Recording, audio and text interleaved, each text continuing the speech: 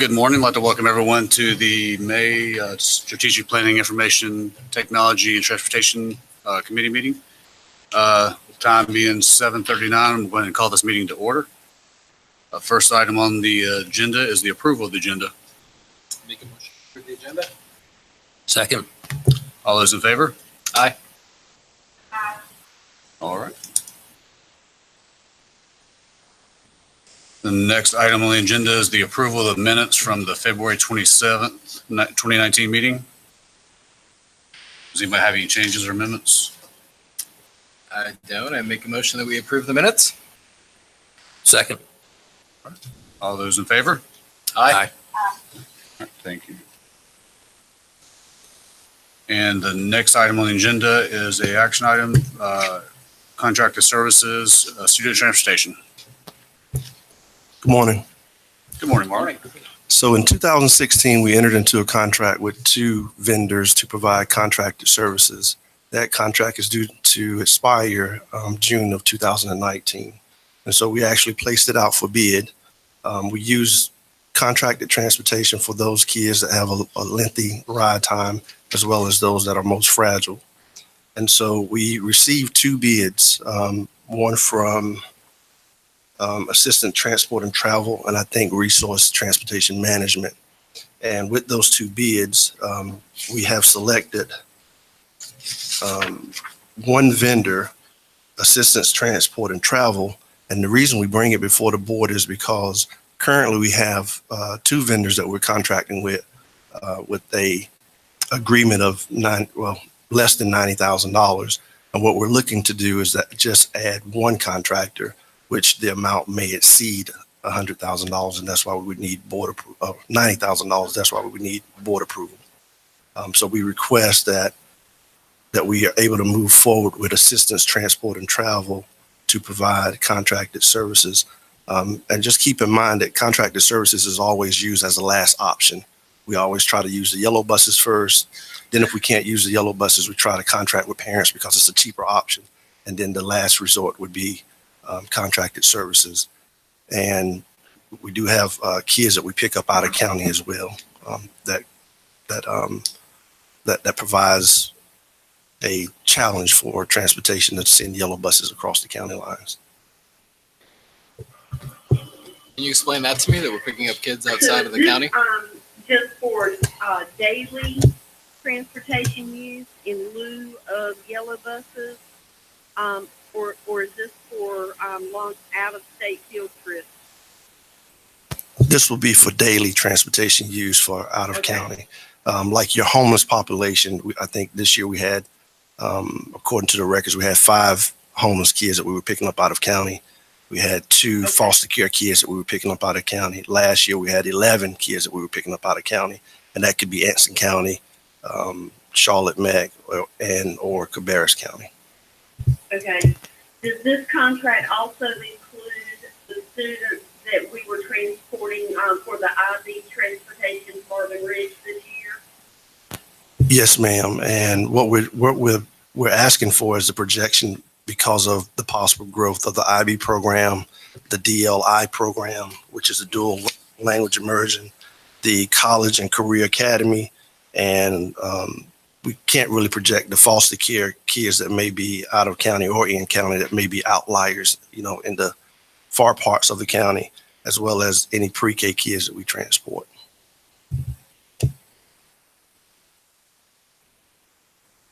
So can you explain to me the situations that would allow, like, why are we picking up kids outside of county to come to Union County Public Schools? So if those kids are homeless, deemed or determined by the McKinney-Vento Act, and if they move to another county, then we are obligated to get those kids to their original school so that there wouldn't be any disruption in their education. We're trying to, I think the law states that we try to keep those kids as constant or consistent as possible, keeping them in a familiar environment. And trying to understand homeless and moved. So are they in a community facility, or what? How do they move if they're homeless? So if they are in many cases, they're considered to be homeless if they double up. So if they happen to lose their apartment here in Union County or lose their housing here in Union County and they move in with someone else in Charlotte Meck, then if they choose to come back to Union County schools, then we're obligated to transport them. Okay, thank you. I have one question. How are the drivers screened as far as employment? That's a good question. We actually screen them. We screen them. We do a background check and we send their information into DMV and they do a license check. So they're screened or vetted just like our drivers are. They just don't have to have a CDL. I know you don't have the numbers for next year because of various reasons, but on a daily basis, what was the average? How many times were we using the services during the last year? Do you have, I have some totals here that I can share with you. Last year we had 28 total. We had 11 out of county and all of those were contracted. This year we have 11 total, 2 foster kids out of county and 5 MVA kids on. When I say MVA, I'm talking about the McKinney-Vento kids, which are the homeless population. 5 of those kids on buses out of county. Are one of And we had the 4 kids that were being transported to Marvin Ridge for IV. Yes, ma'am. We started with 4. I don't have those numbers for you today, but we did start with 4. So, are you suggesting that it's less than 4 now? They dropped out? Yes, Wow. according to what I just received, we have 1 now that has been transported to the IB program in Marvin.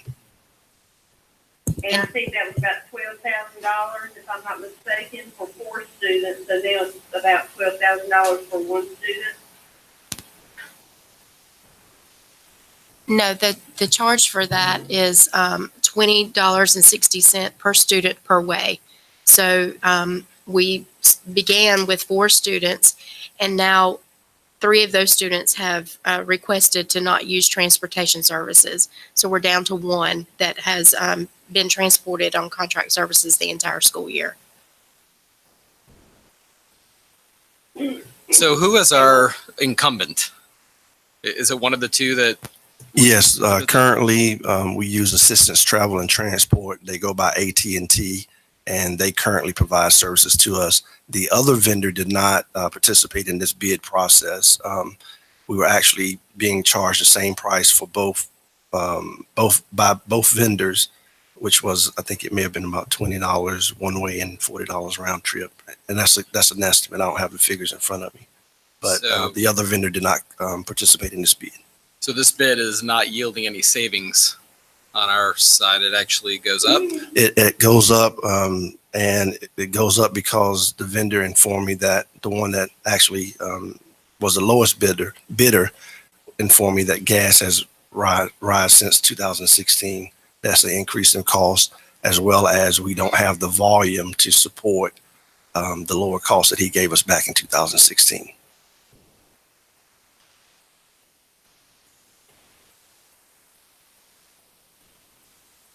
So it went up roughly about $4 Yes, sir. on average.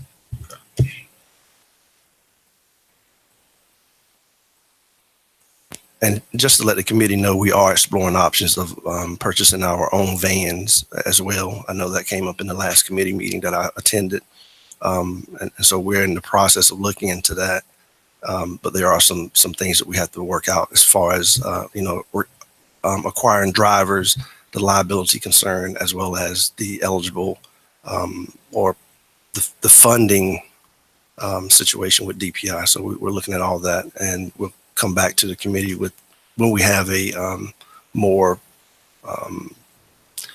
of a confirmed information, or more detailed information about purchasing our own vehicles. Are there any more questions on this? Yeah, I want to go back to the IV transportation for 1 student. So, looking at this document, this bid tabulation, so is that $95 per day for 1 student?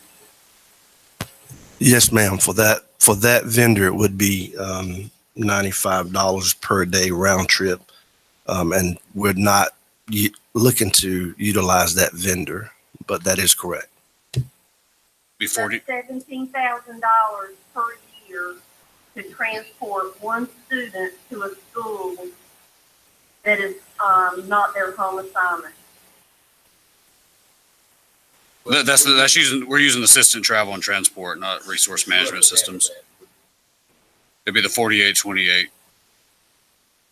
number. Okay, so we're going to spend $8,800 a year That's right. to transport one student.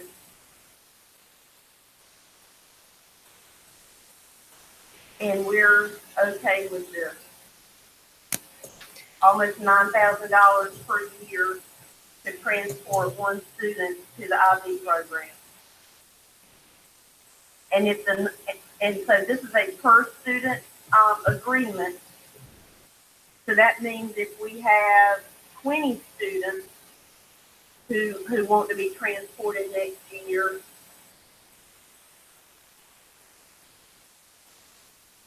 we're going to spend $176,000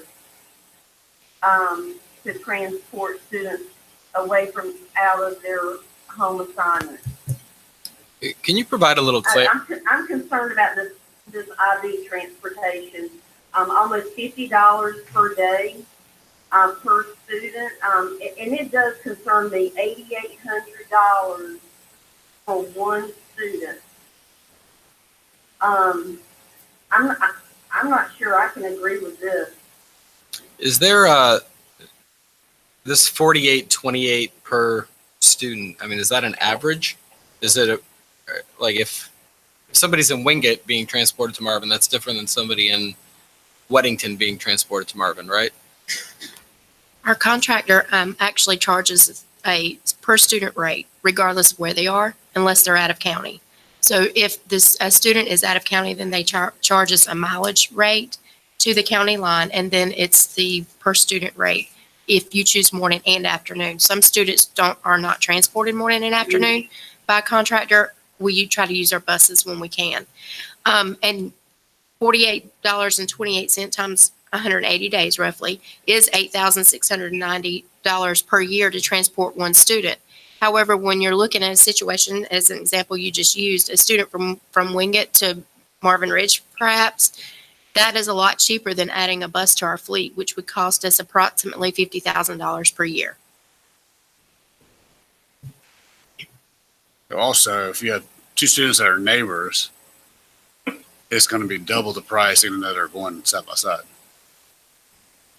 But let's also remember that this was a choice to go to the IB program, and every other student that we have allowed to go to a choice school, or we approved a student transfer, they had to provide their own transportation. Ms. Merrill, I agree 100% with you with the cost. And I know this is not the right committee, but we've got to discuss the IB program and locations and what we can do better to serve this entire school district with that. Because that is amazing to think that we're spending almost $9,000 on one student with what you just pointed out with the other programs being where they provide their own ride. But anyway, that every other student in our county that chooses to go to a different program, or we approve a student transfer, must provide their own transportation.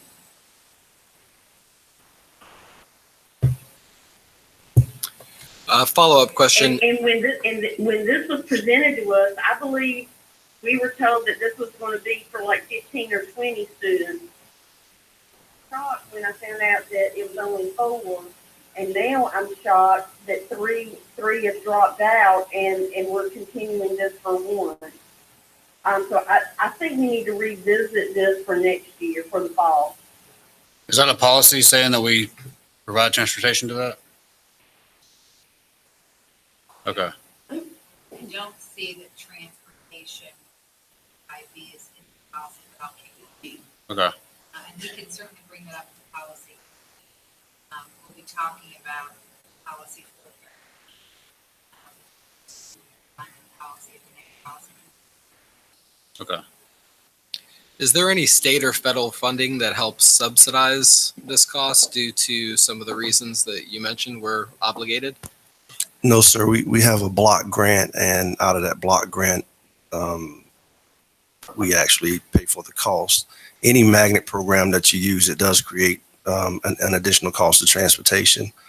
And we do get funding for contracted services, and that's kind of, it's figured into your total expenditures. So it is an eligible expense, but we don't get any additional funding for any magnet programs that we create.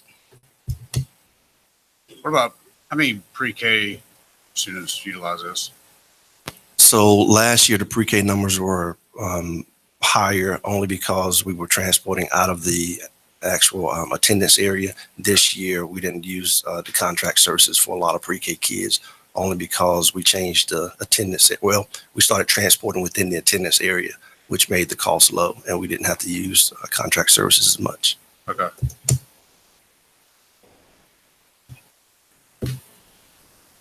So if we do agree to transport with IB, and that's a portion of this, we're obligated, it sounds like, in many cases, to provide a means of transportation. This seems like the most economical one. You've done your due diligence with regards to putting the bid out there. You've got costs. The addition, the increase seems warranted with, I haven't looked at fuel index prices, but I know I'm paying a little bit more now than I was. I don't know about back in 2016. So In volume also. yeah. Given the fact that you've done your due diligence, I would make a motion that we recommend this to the full board for approval.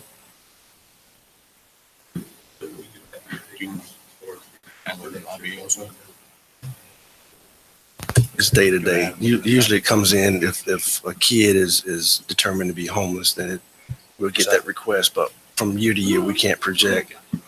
We try to go on the numbers that we used the year before. It's just a contract service, but in the process, we'll look at the IB program too.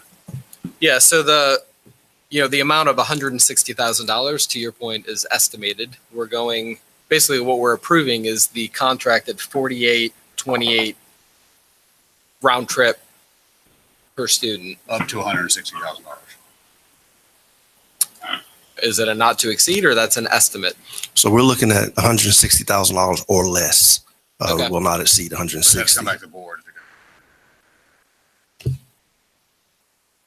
And with the two contracts currently, it doesn't exceed 90,000. So it's actually less than, we're actually requesting less than what we would use with two vendors.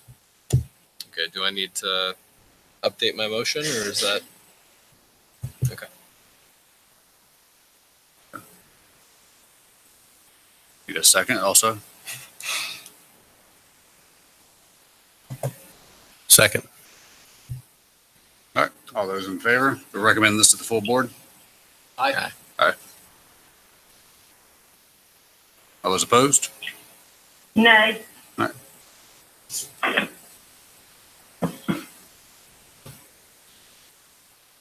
that passes 3-1 to recommend to the full board. Next item on the agenda is the transportation update.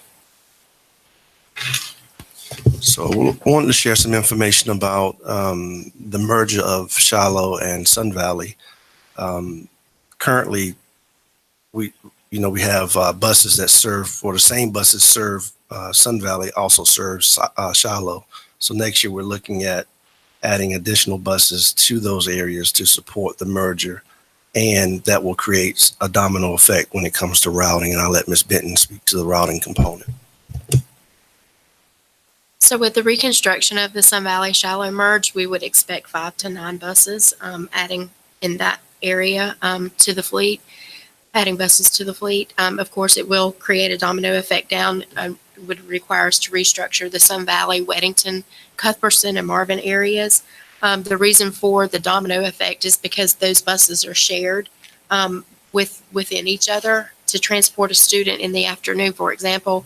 From Shiloh to go to furthest point, sometimes it's closer to get to Weddington than it is to get back to Sun Valley. Or to get through traffic, it's quicker to go one direction than the other. So that's the reason for a restructure, or the reason it would cause a domino effect to affect runs in other areas. With that being said, we would target those areas to regroup and repair our runs, relook at, traffic patterns and things of that nature to transport students and how we get from school A to B, to create our tier schedule with our buses. At this time, I don't think there's been confirmation on the bell time for Sun Valley and Shiloh. So it's kind of in the air as to what that would look like until that's decided.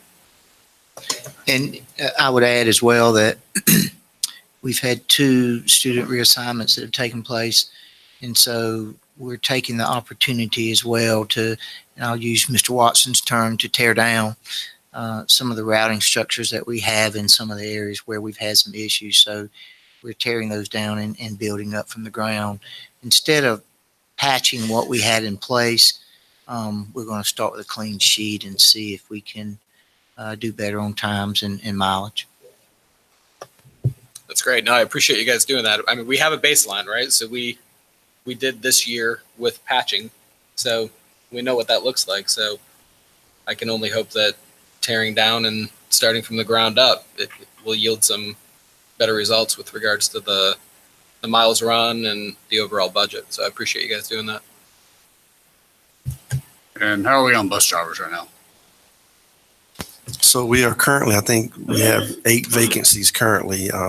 We are, I think the trend right now is we're losing drivers as we speak, only because we're going into the summer and drivers are looking for summer employment. So this is a tough time to, it's going to be a tough few weeks for transportation, only because we are losing drivers this time of the year.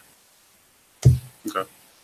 But we have ramped up our recruiting efforts within the last week or so as well. So we're hoping that we will be able to enjoy some of the fruits of our labor in the summertime and have, more participation in the classes that DMV offer in the summer as well.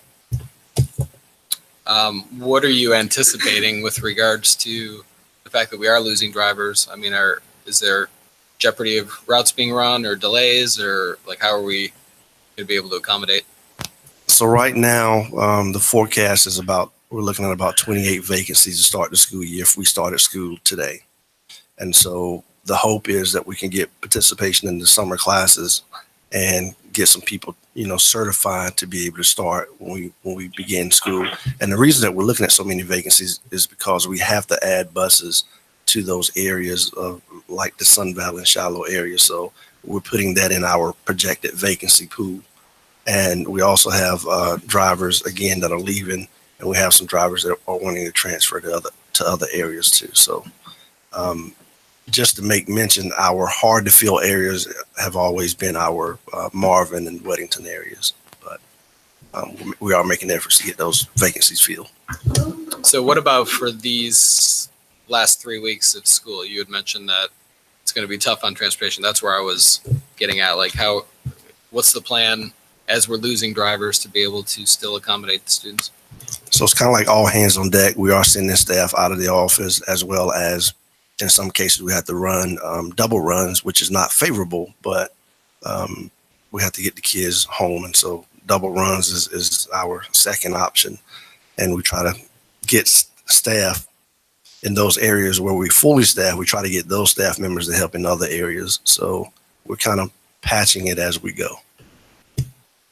I would like to add too that a couple of months ago, we participated in a job fair.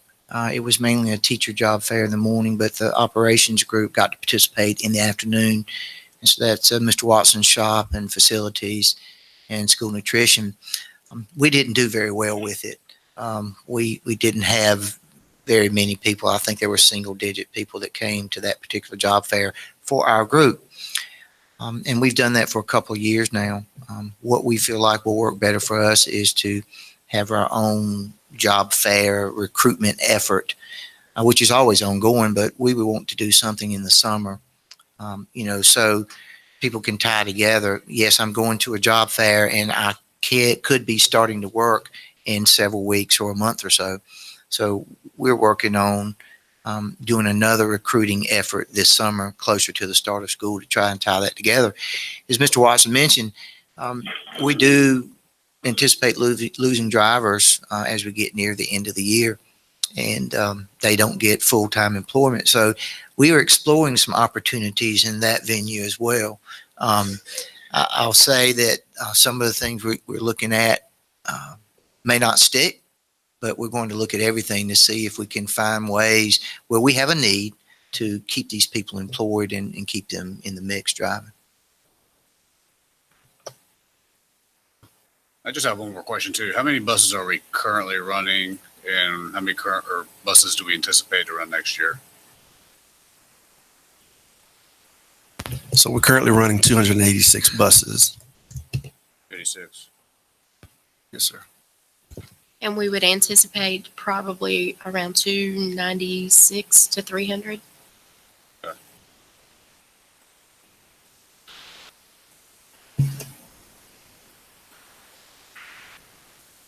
Does anybody else have any more questions for transportation?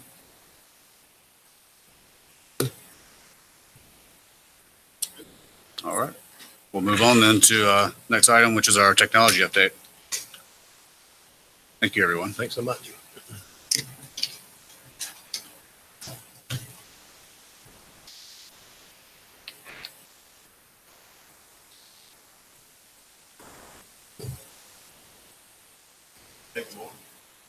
Good morning, Mr. Berger.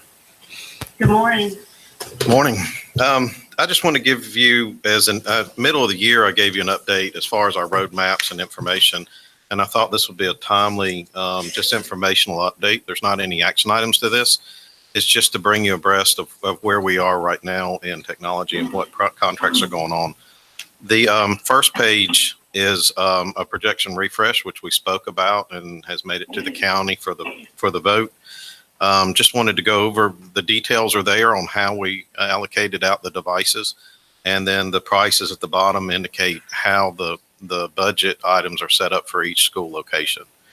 So just wanted to show that those are there. We've already sent out surveys to the principals. They're due back by Thursday. What that gives us ahead of time is an indication of the devices that will be ordered, because we allowed principals to take the money that was allocated to them, identify the biggest need in their school, and address those first, and then we'll work over them over a 5-year period. And we wanted to give the vendor enough time to go ahead and stage the devices that we think we're going to need. So on July 1st, we can proceed and try to get as many installs, if not all of them, done over the summer months. Prices that you see at the bottom include the mounting kits, the wiring harnesses, and the taxes, and includes installation and removal of the devices that are up on the walls now. So just to let you see that. I don't know if there's any questions on projection refresh. Okay. Okay, good. The next item is the Sprint 1 million. No, I do. What's the school sure. expense for additional rolling carts with HD TVs? Yeah, so the TVs, the 70-inch HD TVs are commercial products, and we budgeted to have them mounted to walls, for Okay, classroom so it's just instruction. the cart then, And basically. some schools have chosen to purchase rolling carts for their TVs and not mount them to the wall. They wanted to fund the extra expense to have it on a rolling cart, not put it on a wall, so that it could be utilized on any place in the classroom. Okay. All right. Good. Thank you. No problem. For the Sprint 1 million, I brought the devices here. Just to bring you up to date, we applied with the Sprint 1 million as a partnership. Then it gives eligible students a free wireless device.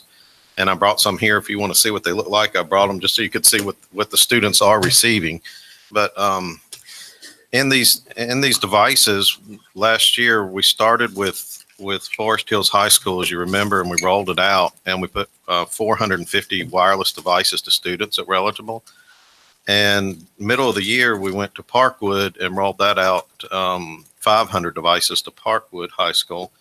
And Sprint called back and said that our process was so efficient, they wanted to offer wireless devices to all of our high schools. And they asked us for our details on our process so that they could use it in other locations. So that now we're expanding the program to all high schools for the 1920 school year. Currently, we have 950 devices out there.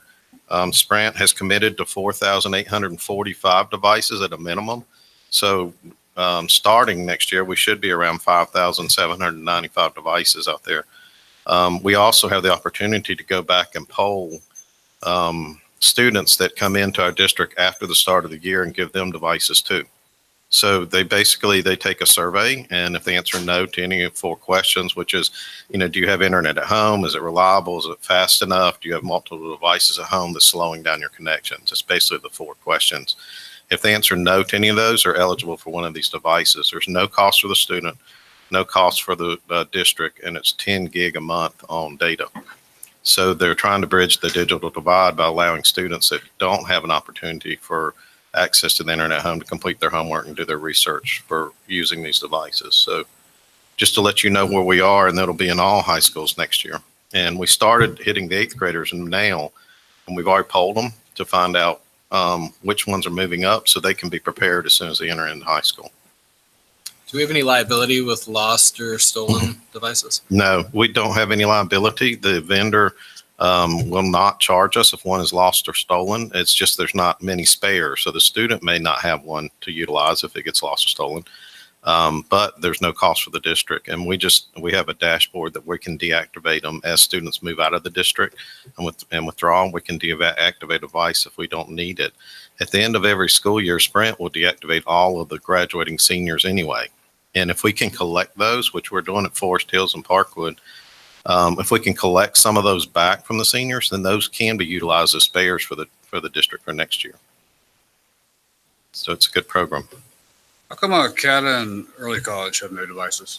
Early college chose to do their surveys when school starts back in July. They want to do theirs over the summer when they get their cohort of students.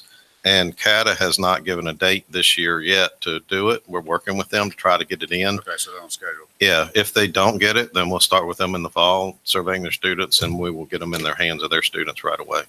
Okay. So there's no limit to the devices that Sprint has not given us any kind of limits at all. They said you can have as many as you need for your students. Very good. So it's worked out good. The next 2 pages you will see, which is familiar because over the last 2 years, I provided you these kind of roadmaps just to show you projects, timelines, when events happen, and the months that these happen. And just wanted to show you what was happening in each one of these as I've updated them. And these are just some of the projects that we've got out there, but I thought they were important enough to mention them to you. On page 2, the Sprint 1 Million project, I updated some of that in red toward the end because at the beginning of the year, we did not have the opportunity to expand all high schools. But based on our efficiency and execution, they've now allowed us to put it in all high schools. So that I went back and updated this roadmap to let you know what was happening each month and where we are. But we're on target for our 3-year roadmap. We've completed all of our projects on time and ahead of schedule on most of them. So just wanted you to be aware of them. If you have any questions, you can ask me about them. But everything else. That's great. I just want to point out, I really appreciate the format of this roadmap and timeline and the fact that you have hit all of your projects on time and on budget. Yeah. So it's not always easy. It's not easy. No, you're right. And I tried to create a visual indicator so it would be easy to look at the status of each project. Yes, Ms. Merrill? Do you have a I question? just wanted to confirm, going back to the Sprint 1 million, that 8th graders, for the middle school, only 8th graders are being provided those devices, not 6th or 7th graders, only 8. Yes, ma'am, you are correct. The Sprint 1 million is really targeted to high school students. But with those rising 8th graders, we wanted to go ahead and survey them so that when they arrive at the high school, we will already have the device with their name on it, the asset tag on it, waiting on them. So even though we polled the 8th graders, they do not receive the devices till they get into 9th grade. And I offered Sprint to be a pilot for middle schools. So they're looking at now expanding their project into middle schools, and I offered our district to pilot some in the middle schools. If we wanted to go that route, we would at least have the opportunity to give those to some 8th graders and let them carry them. And once these devices are issued to students, they keep them the entire time till they graduate. We don't collect them till the day they graduate. So they keep them over the summer. They keep them all during the time period. All right, so that's 1667, if I understood you correctly, they do not have that device while they're in 8th grade. Yes, ma'am, you're correct. Those are just eligible students who receive them in the fall. Okay, so no 8th grader, no middle schooler has internet access unless they have it at home. Yes, ma'am, you're correct. Okay, And these devices, are they filtered? Yes, they are. Our They're using filter. the Sprint uses a FERPA required filter that goes through it goes from us through our filter, then it goes through Sprint's filter, and then makes it out to the internet for research. So it is an approved filter that they have provided to all the large cities. They're in mostly large urban districts such as Chicago, Dallas, Miami. Those are the kind of places that they're normally in. This is the first time they've expanded to not a large urban district. They've expanded outside that area, but we use their filter. And I think you said their filtering is very much in line with how we filter. It is. It's very much in line. It is very similar. Well, I'm excited about it. I'll tell you, rural areas in this county really struggle with internet. I hear it all the time. They do. And this is a great opportunity to put them all on the same playing field.